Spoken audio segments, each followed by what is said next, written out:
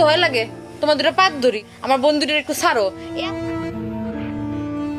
কি ব্যাপার, মন খারাপ করে বসে আছো কেন? মন ভালো থাকুনের মতো কি কিছু হয়েছে? দেখো, সবার জীবনেই ছোট বড় অনেক ধরনের অ্যাক্সিডেন্ট থাকে। এটা নিয়ে পড়ে থাকলে হয়? সামনের দিকে আগাইতে হবে না? জীবন তো অনেক পড়ে আছে। সামনে আর কেমনি বাগাম, দালালের খপ্পরে পড়া সবকিছু হারাইছি। খাদ্যমা ভিসায় বিদেশ যাইতে পারলাম না, এখন তো খালি আমার সামনে অন্ধকারে দেখতেছি। এরকম দালালের খপ্পরে পড়া কত মানুষ যে তাদের জীবন হারায়, আর তুমি তো কিছু টাকা হারাইছো। এই বিপদটা যদি তুমি বিদেশে গিয়ে পড়তা, তখন কি করতা? কি আর করতাম, এখন যা করতেছি বারান্দায় বসে বসে কাঁদতাম। বিদেশে বারান্দাও নাই, ওই খান্দার জায়গাও নাই। ওইখানে নাকে চোখে পানি একসাথে কইরা শুধু কাম করতে হয়। আচ্ছা, বিদেশ যাওয়ার এতই ইচ্ছা, তা আবার চেষ্টা করে দেখো না, কিছু ভালো তো হইতে পারে। আমার জীবনে আর ভালো কি হইব কর? একটা মায়ের জীবনে একটা ভালো গার্ডিয়ান লাগে, আমার তো কেউ নাই। আর যে বাপ আছে সে বাপ তো চাই শুধু টাকা। তার মায়া বাইচে আছে না মরে আছে, তাতে তার কিচ্ছু যায় আসে না।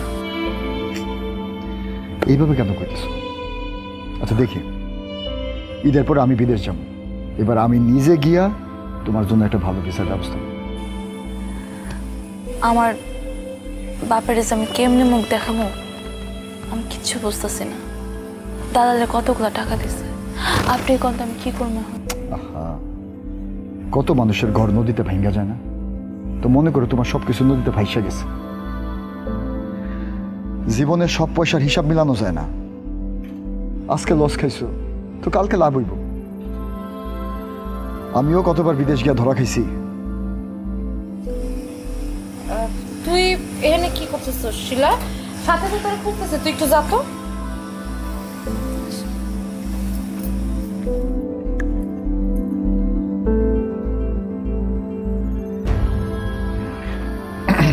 কি অবস্থা?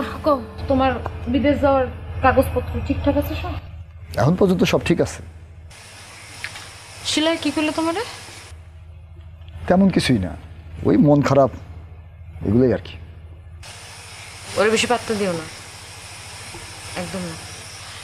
আমি চিন্তা করতেছি খুব দ্রুতই ওরা বাড়ি পাঠিয়ে দিব। দেখি বিদেশ যেতে চাইছে মেয়েটা, একটা লাইন করে দিই, তারপর বাড়ির যাক।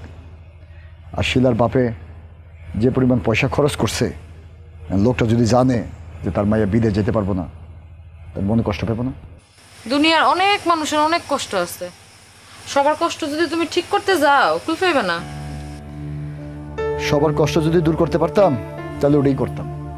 আপাতত শিলার বাপের কষ্ট যদি দূর করতে পারি, ওইটা একটু চেষ্টা করে দেখি। আমি চাই না তুমি এগুলোর মধ্যে ঢুকো। কেন? কারণ তুমি চলো আবেগ দিয়া, আবেগ দিয়া চলো আর পদে পদে লাগাও গিট্টু। এই গিট্টু কি ছাড়ানো যায় নাকি? মান সম্মানের ভয়। আমি কবে গিট্টু লাগাইলাম? এসব পুরান কথা শুনে আর কি হইব, দরকার নেই। তার থেকে ভালো তুমি শিলার সাথে কত কম কইবা। শিলা তো বইন হয়ে জানতাম। হ, বই নয়, তাই আপন বোন। আমার আপন বোন সাথে বাড়িতে পড়ে রয়েছে, ওর কোনো ফুল কিনারা করতে পারতেছি না আমি। তার মাঝখান দিক দিয়ে শিলায় পড়ছে। সাথীর ব্যাপারে এবার আমি একটা ব্যবস্থা করে যাবো বিদেশ যাওয়ার আগে।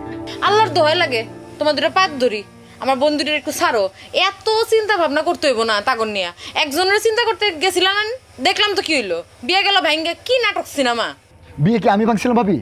বিয়ে তো ভাঙছে তোমার বোন, সাথী তো ভাঙছিল। এই তো কইলাম যে আমার বোনগুলোর মাথায় কোনো বুদ্ধি নাই, আর তোমার হইতেছে সব শৈল ভর্তি আবেগ। এই ধরনের মানুষ একসাথে থাকতে পারে না, ফতে ফতে গিট্টু লাগে। কোনো দরকার আছে? এর তো ভালো না শিলার সাথে তুমি একটু কম কথা কও। সাথীর ব্যাপারে আমার একটা প্ল্যান আছে, সময় হলে আমি সবাই জানাবো।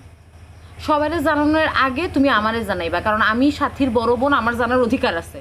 না, সাথীর ব্যাপারে এবার যা করার আমি নিজেই করব। এই সংসারে অনেকের মধ্যে অনেক হিংসা, অনেক ষড়যন্ত্র। একজন প্রবাসীর আসলে আপন বলে কেউ নাই, প্রবাসীর আপন শুধু সে নিজেই।